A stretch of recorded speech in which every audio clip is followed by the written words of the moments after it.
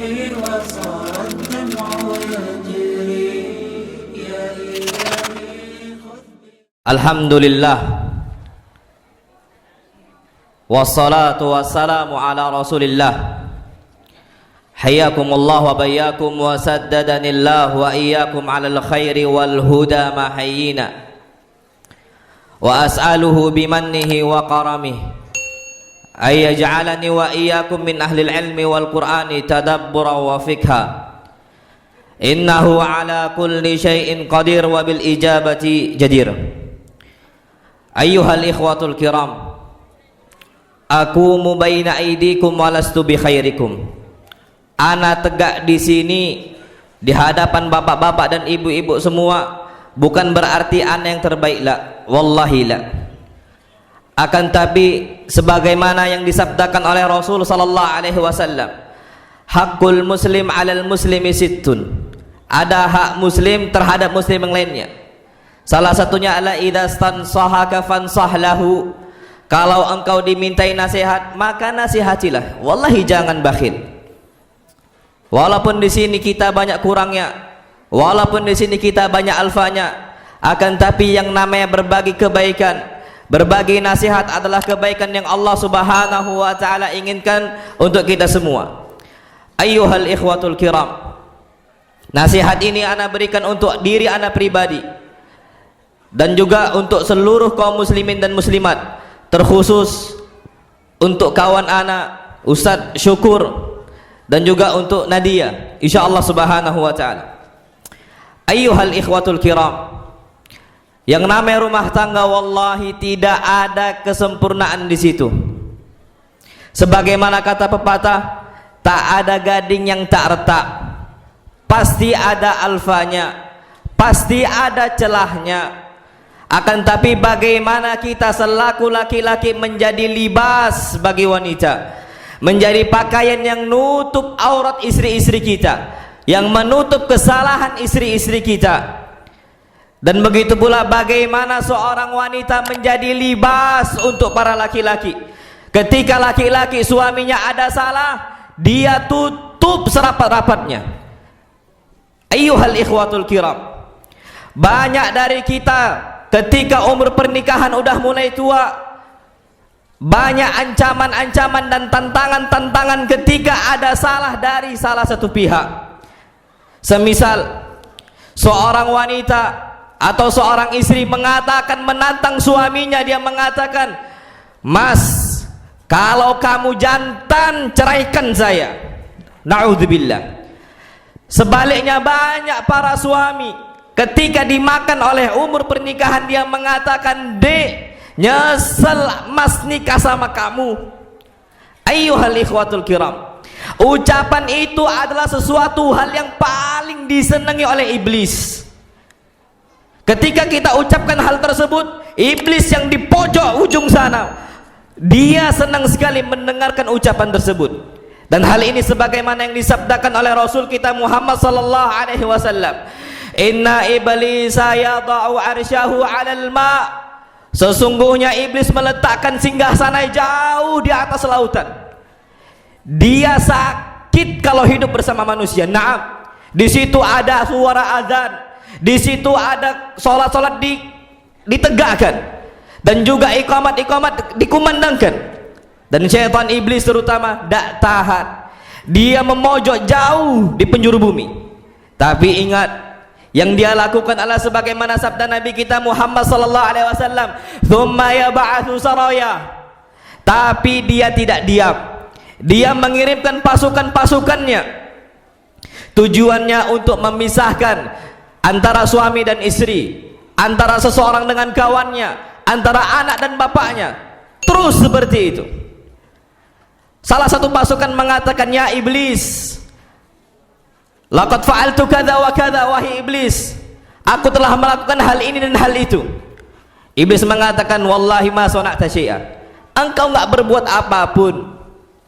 Salah satu pasukan mengatakan, "Ya iblis, ma taraktuhum hatta farraqtu bainahu wa baina imraati." Wahai iblis, tidaklah aku tinggalkan Bani Adam kecuali aku pisahkan antara suami dengan istrinya. Dan itu yang paling disenangi sama iblis. Apa kata iblis? Ni'ma syaitani anta.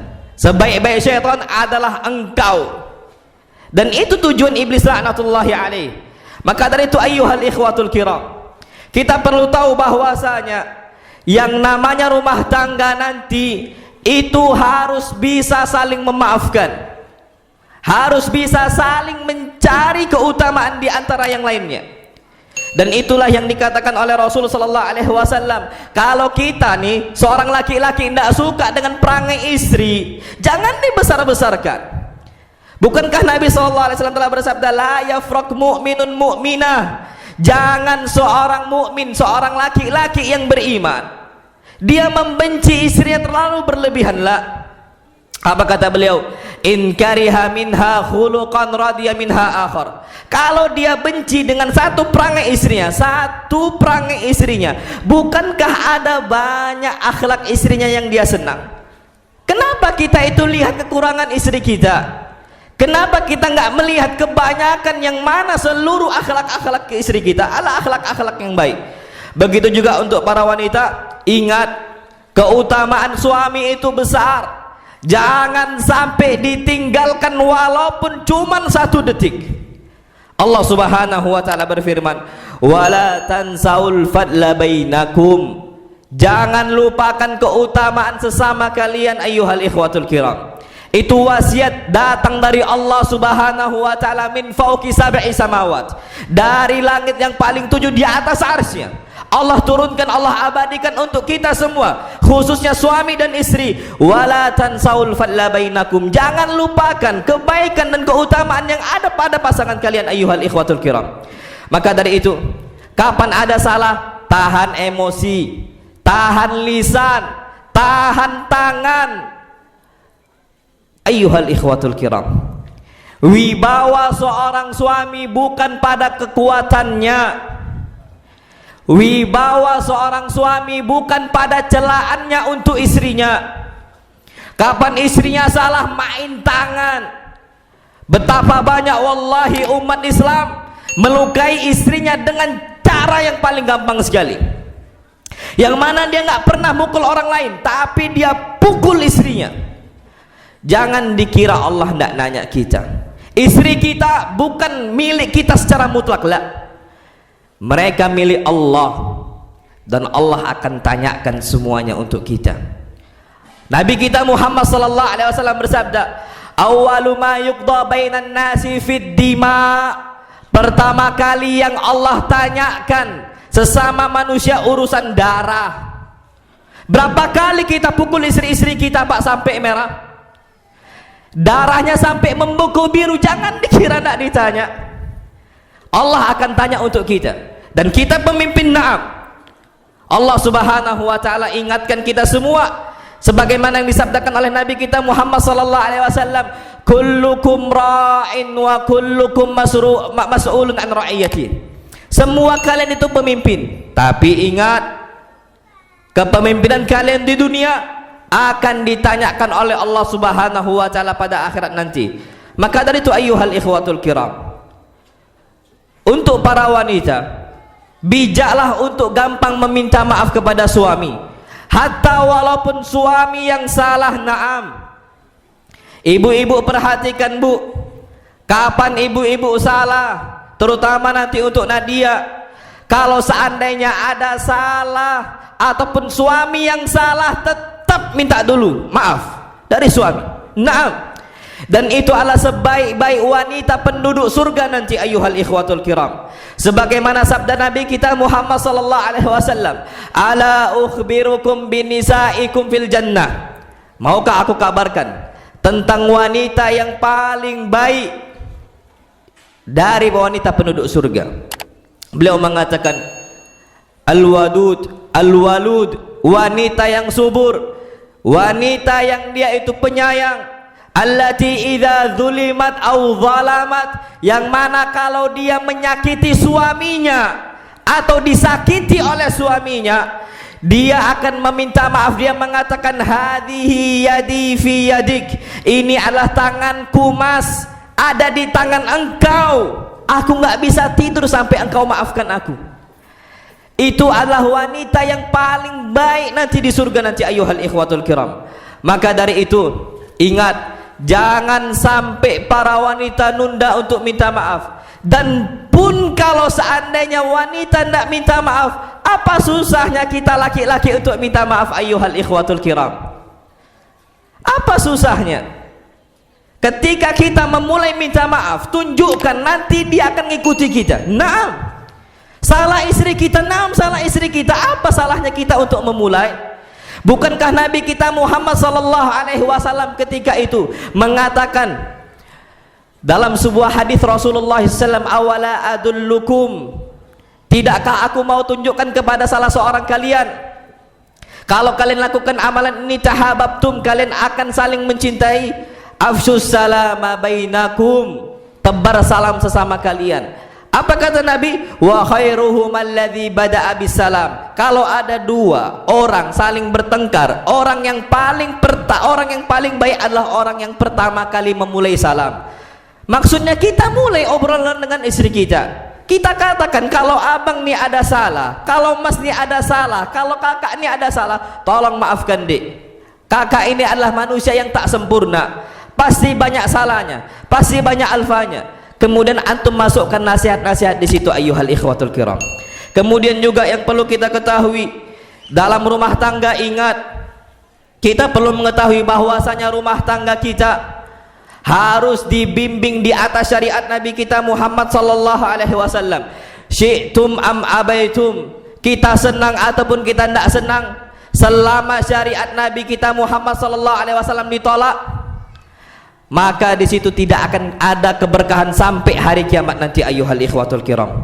Lihatlah para sahabat Nabi kita Muhammad sallallahu alaihi wasallam, mereka urungkan hawa nafsu mereka untuk mengedepankan syariat Islam, untuk mengedepankan syariat Nabi kita Muhammad sallallahu alaihi wasallam.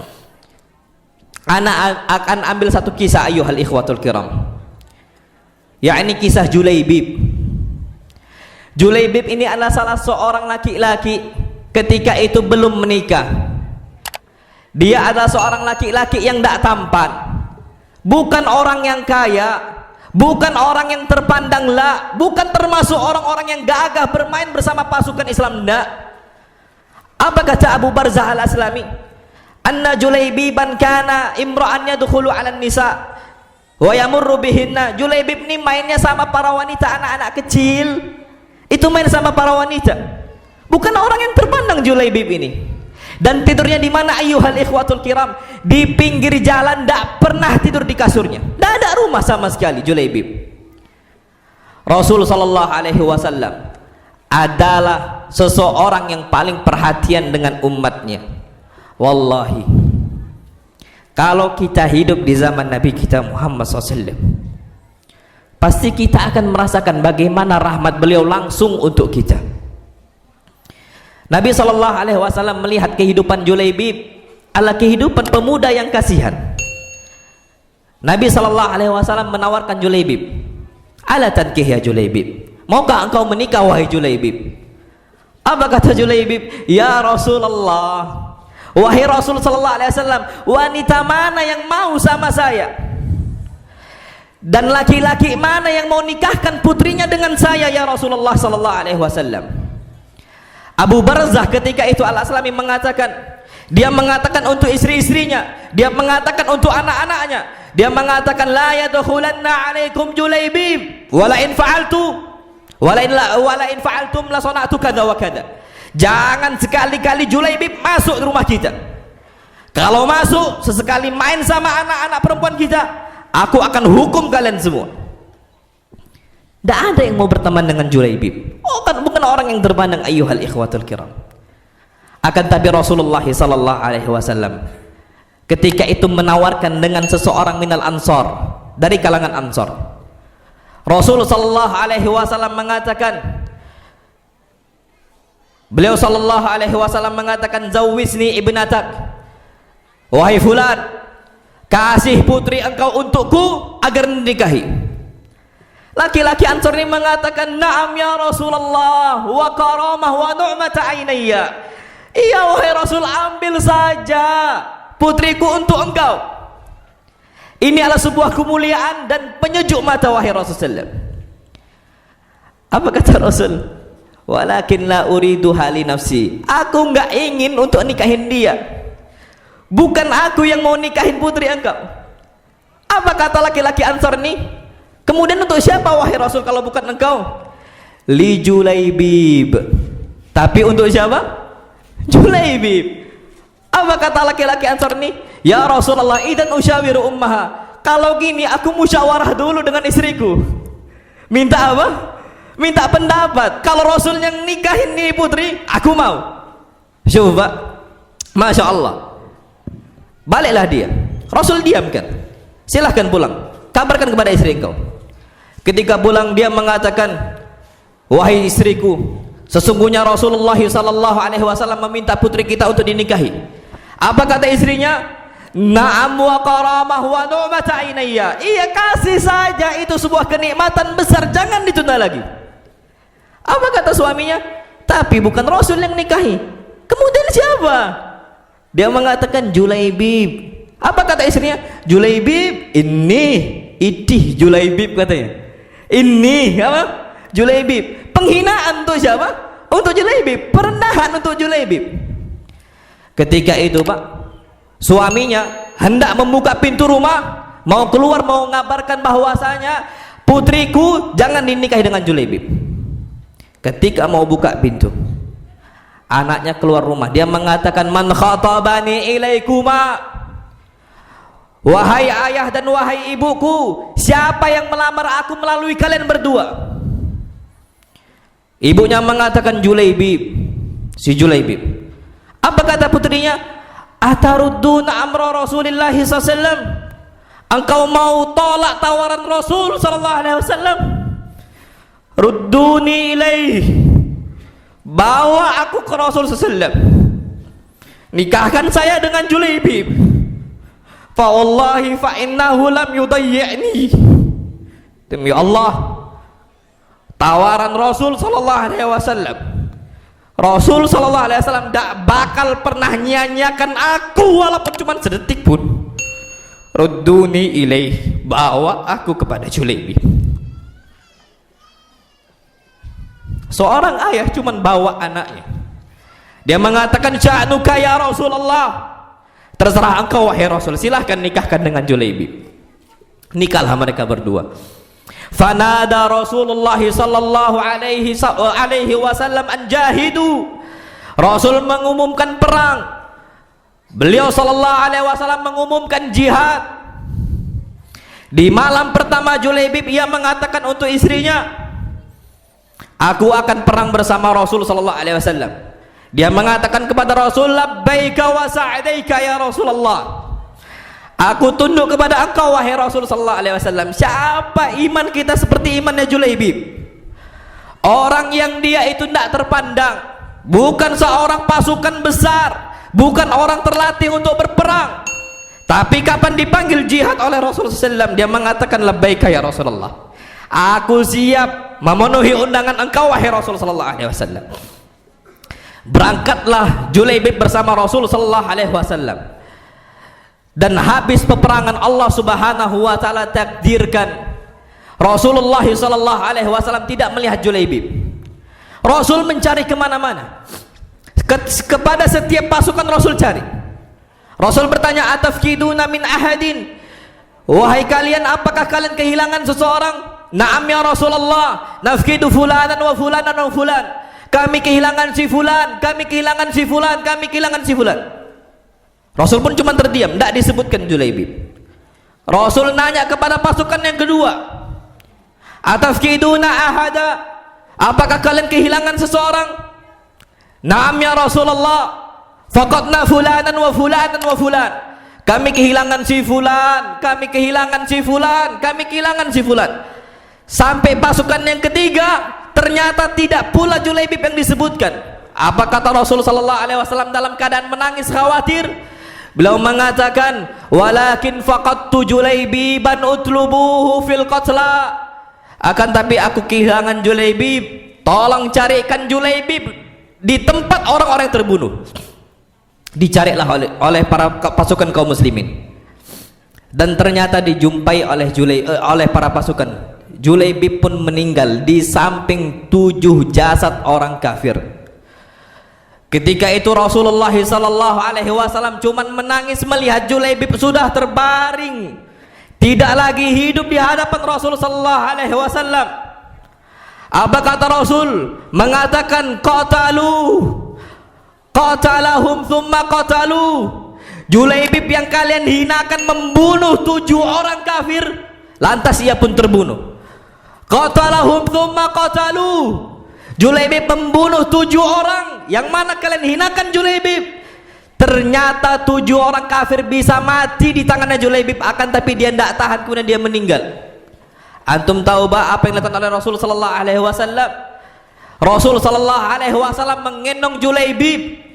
Beliau sallallahu alaihi wasallam menggali kuburannya Julaibib dengan tangan beliau sendiri. Para sahabat ketika itu melihat cemburu dengan Julaibib. Para sahabat mengatakan, wallahi lam yakun li Julaibib sarirun illa sa'ida Rasulullah sallallahu. Tidak ada kasur untuk Julaibib kecuali kedua tangannya Rasul sallallahu alaihi wasallam. Yang mana beliau radhiyallahu ta'ala anhu meninggal di saat itu, dan itu kenikmatan yang Julaibib rasakan. Sampai akhirnya terkubur. Apa kata Rasulullah SAW untuk istrinya? Allahumma subba alaihal khaira sabba wa la taj'al 'aishaha kadda. Ya Allah, berikanlah kemudahan untuk kehidupannya istri Julaibib. Jangan susahkan hidupnya ya Allah, jangan sempitkan hidupnya ya Allah. Apa kata Anas bin Malik? Fa wallahi lam yakun thayyibun fil madinati anfaqa minha. Tidak ada satupun janda yang lebih kaya dibandingkan istri Julaibib, ayyuhal ikhwatul kiram. Apa kata para ulama? Pelajaran dapat kita ambil. Kapan syariat Islam, kapan Nabi berucap jangan tolak syariatnya. Betapa banyak dari kita suami-suami yang takut keluar dari harta yang haram. Kenapa? Takut miskin, takut kurang harta. Mana akidah kita dibandingkan Allah Subhanahu wa ta'ala? Mana keyakinan kita dengan Allah Subhanahu wa ta'ala?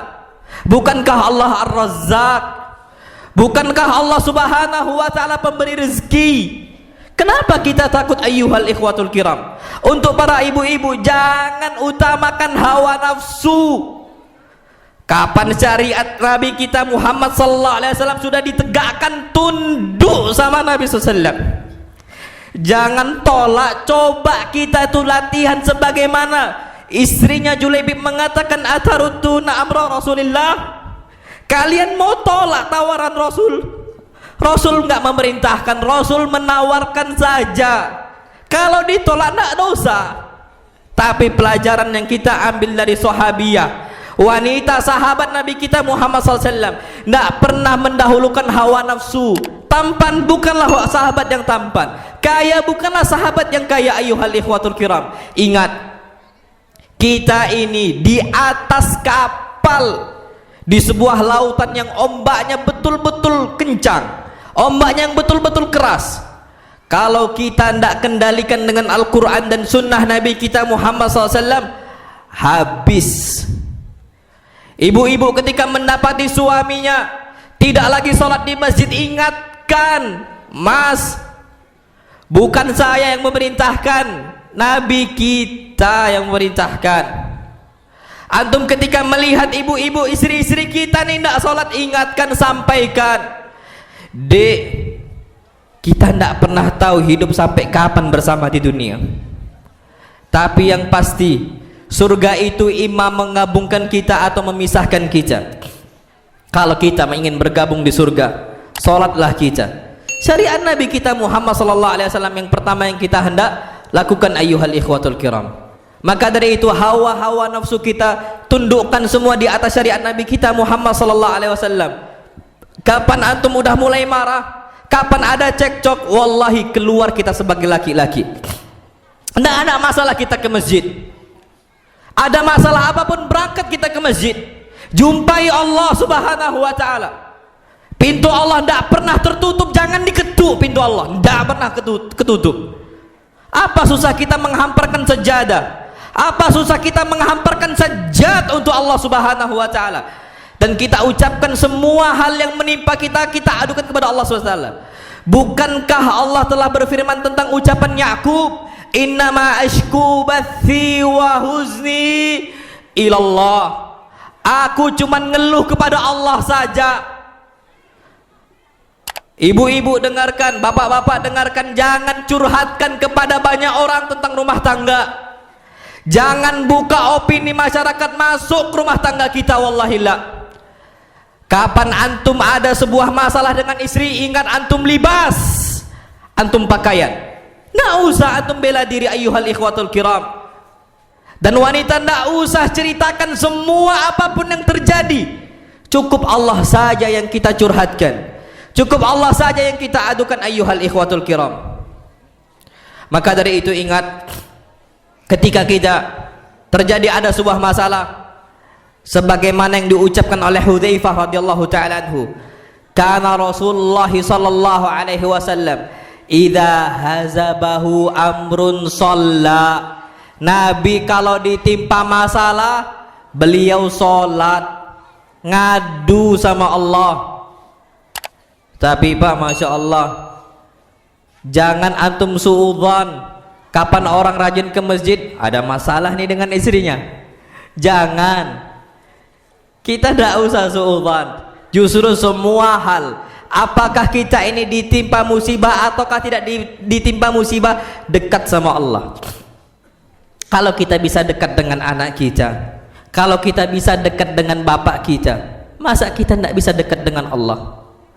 Tidakkah kita rindu dengan Allah Subhanahu wa taala? Ayyuhal ikhwatul kiram, antum dikasih oksigen, antum dikasih rezeki makan, antum dikasih rezeki minum, kita semua dikasih rezeki harta oleh Allah Subhanahu wa taala. Tidakkah antum mencari, tidakkah antum rindu siapa yang ngasih, siapa yang memberi? Tidakkah antum rindu dengan zat yang datang tiap malam jemput antum ayyuhal ikhwatul kiram? Tidakkah kita bertanya-tanya siapa dia? Tidakkah antum bertanya tentang zat yang membuka tangannya, membentangkan tangannya untuk kita? Kita ada banyak salahnya, semua keluarga ngusir kita, semua kawan-kawan ngusir kita. Siapa yang mau dekat dengan kita kecuali Allah? Kenapa kita gak ngadu sama Allah? Kenapa kita gak mau dekat dengan Allah? Apa pencegah kita dengan Allah Subhanahu wa taala? Kenapa antum terlalu benci dengan azan? Kenapa antum terlalu benci dengan salat? Kenapa antum bakhil dari berdoa kepada Allah Subhanahu wa taala? Wallahi kalau kita cinta dengan Allah, ta'arraf ilallahi firraha ya'rifka fi syiddah. Dekatlah sama Allah, kenalinlah Allah di masa kita lapang, ya'rifka fi syiddah. Niscaya Allah akan kenal dengan kita ketika kita sedang sempit, ketika kita sedang susah, ketika kita dirundung masalah. Allah dekat dengan kita ayyuhal ikhwatul kiram. Maka dari itu tiap malam, tiap pagi, tiap siang datang sama Allah. Antum terbetik gak setiap sholat antum tuh berbicara dengan Allah? Tiap sholat antum dari Allah antum mengucapkan pertama kali Allahu Akbar, Allah Maha Besar. Yang antum ucapkan pertama kali setelah antum istiftah dan setelah antum isti'adzah, alhamdulillahi rabbil alamin. Terbetik enggak Allah menjawab ucapan antum? Allah mengatakan hamadani abdi, hambaku memuji aku. Antum mengatakan ar-rahmanir rahim, Allah mengatakan majadani abdi, lagi-lagi hambaku memuji aku. Ketika antum mengucapkan maliki yaumiddin, lagi-lagi Allah membalas azza alayya abdi. Di situ semua ayyuhal ikhwatul kiram, kita ini terjadi interaksi antara kita dengan Allah. Tapi sholat kita seakan-akan huza, seakan-akan debu yang tidak ada hartanya sama sekali, yang tidak ada harganya sama sekali ayyuhal ikhwatul kiram. Maka dari itu nasihat anak untuk Ustaz kita, Ustaz Syukur, dan juga untuk Nadia dekat sama Allah. Belajar kita untuk nangis di hadapan Allah. Belajar kita itu untuk nangis ketika minta sama Allah. Ada salah satu hadis Nabi sallallahu alaihi wasallam. Nabi SAW bersabda, ainani la tamasuhuman nar. Ada dua mata yang Allah enggak izinkan untuk disentuh oleh api neraka. Nabi mengatakan ainun bakat min khasyatillah, adalah sebuah mata yang nangis karena takut dari Allah. Kita nih Pak maksiat secara sirwa alaniyah, secara terang-terangan ataupun secara sembunyi-sembunyi. Maka dari itu kita harus takut di hadapan Allah Subhanahu wa taala, dan penyesalan itu datang pada di akhir ayyuhal ikhwatul kiram. Maka dari itu ayyuhal ikhwatul kiram, terakhir, mudah-mudahan Allah Subhanahu wa taala mengumpulkan Ustaz Syukur dan Nadia di dunia dan sampai akhirat nanti, sehingga menginjakkan kaki mereka berdua ke surga. Dan semoga pula kita dapat menggandeng istri-istri kita, menggandeng anak-anak kita, membimbing mereka semua sampai kita masuk ke dalam surganya Allah Subhanahu wa taala. Dan terakhir anak ucapkan untuk Ustaz Syukur dan untuk Nadia keberkahan. Barakallahu lakuma, semoga Allah memberkahi keduanya di masa lapang. Ingat Pak, banyak orang-orang tuh tidak tahu apa perbedaan antara barakallahu lakuma wa baraka alaikuma. Barakallahu lakuma, semoga Allah memberkahi kalian berdua di masa lapang. Wa baraka alaikuma, dan semoga Allah memberkahi keduanya kalian berdua di masa sempit, ketika ada masalah. Antum ucapkanlah ayyuhal ikhwatul kiram, wa jama'a bainakuma fi khair, dan Allah kumpulkan kalian berdua dalam kebaikan, kebaikan dunia ataupun kebaikan akhirat. Aqulu ma tasma'un, astaghfirullah li wa lakum wa lisa'il muslimina min kulli dzambin. Mungkin ini yang dapat ana sampaikan, kurang lebihnya ana mohon maaf. Fa subhanakallahumma wa bihamdika asyhadu an la ilaha illa anta astaghfiruka wa atubu ilaik. Apa yang benar datangnya dari Allah Subhanahu wa taala, dan apa yang salah datangnya dari ana pribadi yang banyak salahnya dan datang dari syaitan pula, maka ana meminta maaf dan meminta ampun kepada Allah Subhanahu wa taala. Wa sallallahu nabiyana Muhammad. Assalamualaikum warahmatullahi wabarakatuh.